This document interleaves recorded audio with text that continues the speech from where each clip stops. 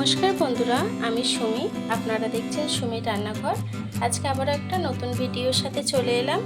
আজকে রান্না করেছি ভেটকি মাছ দিয়ে ওল দিয়ে ঝোল। এই ভেটকি মাছের রেসিপিটা কিন্তু অসাধারণ হয়, আপনারা অবশ্যই ট্রাই করবেন। কেমন হয়েছে কমেন্ট বক্সে জানাবেন। আমার ভিডিওটা যদি ভালো লেগে থাকে চ্যানেলটাকে সাবস্ক্রাইব করে ভিডিওটা লাইক দিয়ে দেবেন। চলুন তাহলে রেসিপিটা শুরু করা যাক। তরকারিটা রান্না করার জন্য প্রথমে আমি একটা কড়া বসিয়ে নেব। আমি কড়ার মধ্যে জল দিয়ে দেবো ওলটাকে একটু ভাপিয়ে নেওয়ার জন্য। জলটা দিয়ে দিয়েছি, এখন ওলটাকে দিয়ে দেবো। কেটে রেখেছিলাম ওলটাকে, আমি ওলটাকে কেটে কিন্তু ওলটাতে একটু নুন মাখিয়ে রেখেছিলাম। এখন একটু ভাপিয়ে নেবো কিছুক্ষণ। দেখুন বন্ধুরা, আমার ওলটা কিন্তু ভাপানো হয়ে গেছে। আমি 2-3 মিনিট ওলটাকে ভাপিয়ে নিয়েছি। এখন ওলটাকে তুলে নেব। দেখুন বন্ধুরা, আমি ওলটা তুলে নিয়েছি। সেই কড়াটা আবার বসিয়ে দিয়েছি। দিয়ে দেবো তেল।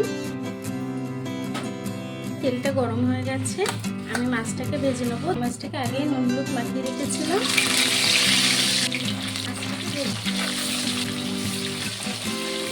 দেখুন বন্ধুরা, মাছটা একটু ভাজা হয়ে গেছে। আমি মাছটাকে উঠে দেবো।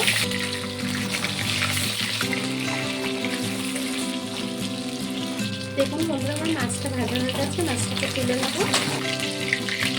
বাকি মাছগুলোকে একইভাবে ভেজে নেব।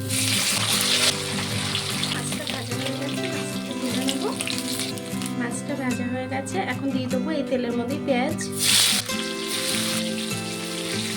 পেঁয়াজটাকে হালকা করে একটু ভেজে নেব। দিয়ে দেবো ম্যাশ করে রাখা একটু রসুন। দিয়ে দেবো ম্যাশ করে রাখা একটু আদা। আদা রসুনটাকে দিয়ে একটু ভালো করে ভেজে নেব। আদা রসুনের কাঁচা গন্ধটা চলে যায়। দিয়ে দেবো কয়েকটা কাঁচা লঙ্কা। দেখুন বন্ধুরা, আদা রসুনের কাঁচা গন্ধটা চলে গেছে। এখন আমি দিয়ে দেবো একটা টমেটো কুচি করে রেখেছিলাম। গুঁড়ো মশলাগুলো অ্যাড করব। দিয়ে দেবো 1 চামচ ধনে গুঁড়ো। দিয়ে দেবো জিরের গুঁড়ো 2 চামচ। দিয়ে দেবো হলুদ গুঁড়ো 1 চামচ। দিয়ে দেবো স্বাদ মতো নুন। আমরা ওল সিদ্ধ হওয়ায় একটু নুন দিয়েছিলাম, তার জন্য নুনটা একটু কম দিলাম। এখন দিয়ে দেবো সামান্য একটু জল, যাতে গুঁড়ো মশলাটা পুড়ে না যায়। গুঁড়ো মশলাটাকে সুন্দর করে একটু কষিয়ে নেব। দিয়ে দেবো 2 চামচ ঝাল লঙ্কার গুঁড়ো। মশলাটাকে সুন্দর করে কষিয়ে নেবো যতক্ষণ মশলা দিয়ে তেল না ছাড়ছে ততক্ষণ। দেখুন বন্ধুরা, মশলাটা কিন্তু কষানো হয়ে গেছে, মশলা দিয়ে তেল ছেড়ে দিয়েছে। এখন আমি সিদ্ধ করে রাখা ওলটা দিয়ে দেবো। ওলটাকে দিয়ে মশলার সঙ্গে একটু কষিয়ে নেব। আমি কিন্তু আলু টালু কিছুই দেয়নি, শুধু ওল দিয়েই রান্নাটা করছি। আপনারা চাইলে একটু আলু দিতে পারেন। ওলটা কষাতে কষাতে আমি গ্যাসটা লো করে দিয়েছি। ওলটা কষাতে কষাতে সাইডে আমি একটু জল গরম বসিয়ে দেবো। একটা প্যানে আমি একটু জল গরম বসিয়ে দিচ্ছি। এই গরম জলটাই দেবো তরকারিতে।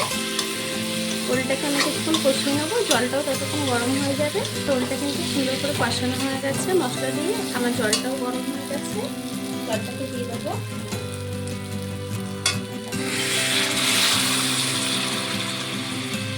ঝোলটা আপনারা যতটা রাখবেন সেই অনুযায়ী জলটা অ্যাড করবেন। আমি তরকারিটাকে কিছুক্ষণ রান্না করে নেব। দেখুন বন্ধুরা, আমার ঝোলটা কিন্তু ফুটে গেছে তরকারি। এখন মাছগুলো দিয়ে দেবো। ভেজে রাখা মাছটা দিয়ে দেবো।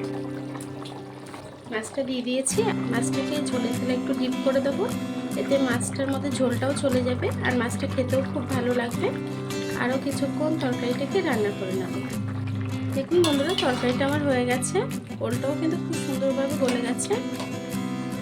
এখন তরকারিটা আমি নামিয়ে নেবো। তার আগে 1 চামচ গরম মশলা দিয়ে দেবো। গরম মশলা শিলবাটায় বেটে নিয়েছি। এখন দিয়ে দেবো গোটা গরম মশলা শিলবাটায় বেটে দিয়ে দিলাম। এখন আমি গ্যাসটাকে বন্ধ করে দেবো। তরকারিটাকে আমি নামিয়ে নেব।